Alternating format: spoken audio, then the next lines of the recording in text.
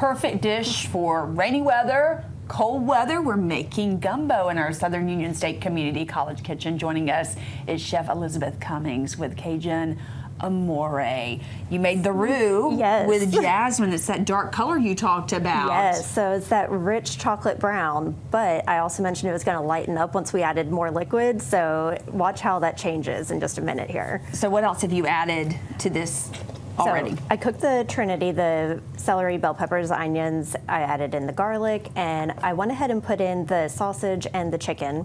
And first controversial thing I put in there was okra. So there are some people that say you should not put okra in if you're using a roux. Why do you like the okra? I just like the taste of it. Why do people think you shouldn't? Because it's already got the sliminess of the okra. It helps thicken the gumbo. And if you have the roux, which also thickens the gumbo, why would you need both?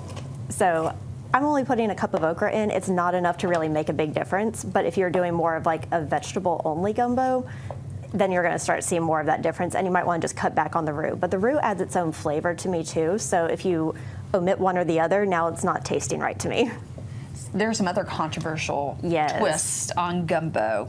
So this is the other controversial thing that I'm also going to do. I'm putting tomatoes in my gumbo. Now there's plenty of people that say if you put tomatoes in a gumbo, that it's not real gumbo. But if you're more on the Creole cuisine, then they definitely put tomatoes in everything.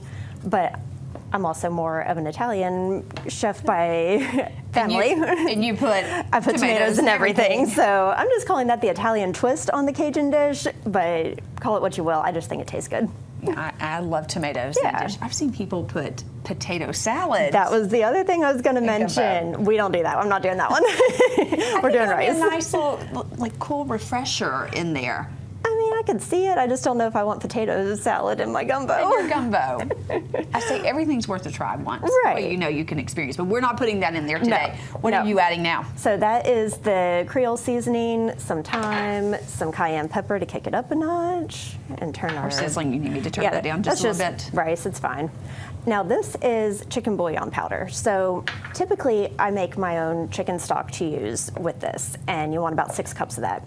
But maybe you're trying to whip this up in a hurry, you don't have time to make your own, you don't have the ingredients to make it. You can definitely substitute just chicken broth, chicken stock, whatever you have on hand. You could even use vegetable or seafood, depending what kind of ingredients you have in. Don't put the seafood stock in if you're trying to make just a chicken and sausage gumbo. Be a little interesting flavor there, wouldn't it? Right. But I usually lean towards chicken because that has more neutral flavor. It's not going to overpower the other ingredients in the gumbo. So now we're going to slowly add in the water. Why slowly? Because if you add it too much or too fast, then it's going to thin it out too fast. But you can see it's already lightening that color. It's not a deep chocolate, now more of a milk chocolate brown. Does this need to be room temperature water, cold water, hot water? You definitely want to have it no colder than room temperature, because if you have it too cold, you can break your roux, and then it's not the right consistency. You don't want to do that. No. Is there a way to fix your roux if it breaks? Not an easy way. So don't break the roux. Don't break the roux. Usually you can just add like a thickening agent, like flour or something, but it ends up being like a trial and error, and just kind of add a little bit of this, see what you can do, and it's easier if you just don't do it. Yes, right. Just don't do it. Right, so if you're making your chicken stock because you're boiling the chicken bones or something, then you're adding that in. It's already the temperature you need it to be, and you don't have to worry about it. But if you're using the bouillon, or maybe like a can of chicken broth, make sure that it's not been in the refrigerator.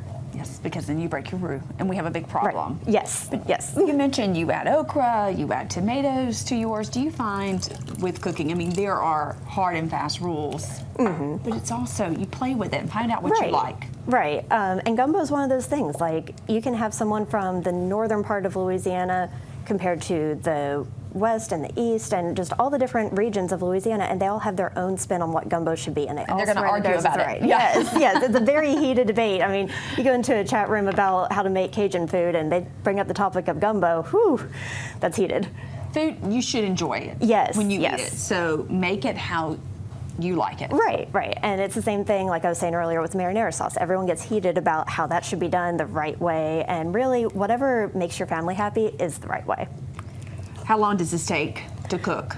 Usually it's about an hour from the time you start the roux to the finished in your bowl eating. Now, how fast you can chop the vegetables and get all the other stuff together might add another 30 minutes to an hour. So I usually allow 2 to 3 hours depending how much gumbo I'm making, because this is just the small family size, even though this is a big pot. But normally I have like a really, really big pot that I'm making all at once. So that's going to take longer because it's more liquid that you have to heat up. So the more you have, the longer it takes. Make it a big pot because you can freeze it. Yes. Save it for later. And it's yummy. so good. We can't wait to taste this. We're going to have